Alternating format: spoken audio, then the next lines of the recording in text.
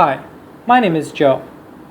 In today's presentation, I'll be going over the concept of intercepts. I'll be discussing intercepts in terms of two-dimensional coordinate system, and I will also be discussing and going over how to solve for the intercepts. So let's get right to it, and starting off, what are intercepts? So what are these intercepts? Intercepts show specific regions in a graph of a functional relation that pass through the coordinate axis.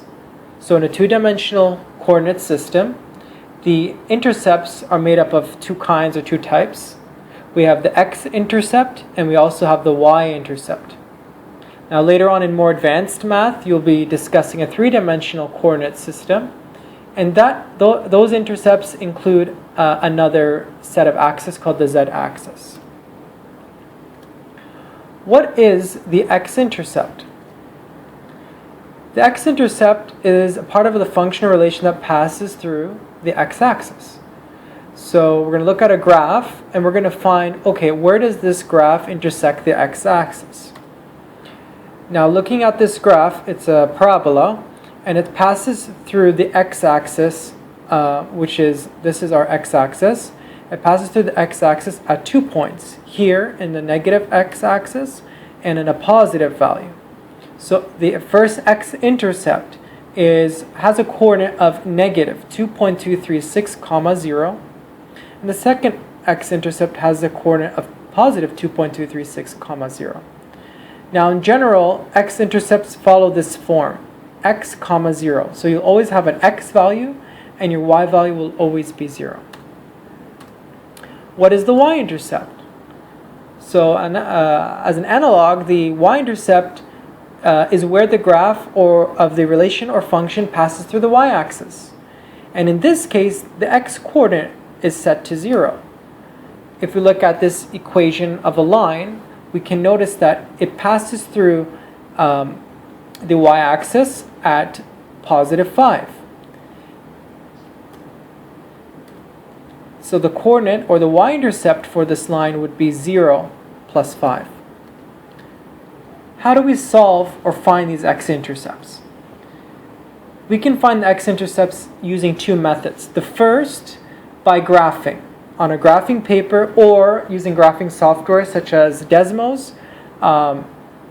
We can graph the functional relation and visually determine where the x-intercept is located.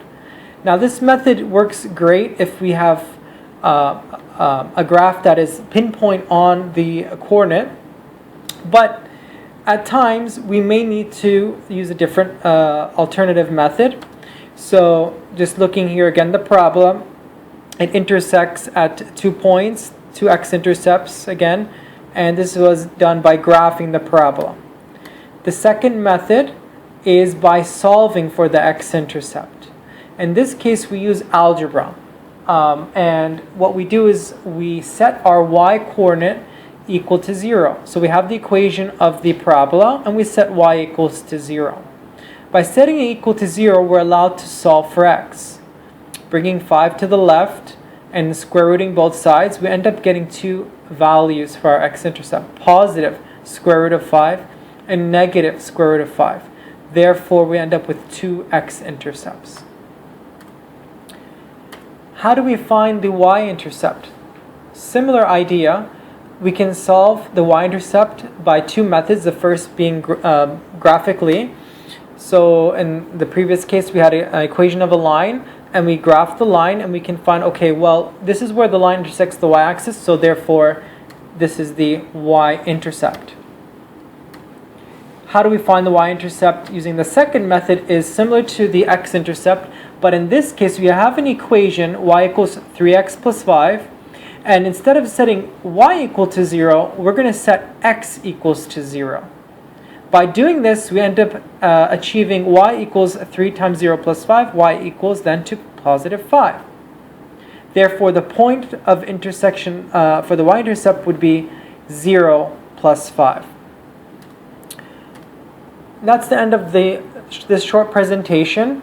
I hope this has benefited you in understanding what are intercepts and how to solve for them. Thank you very much.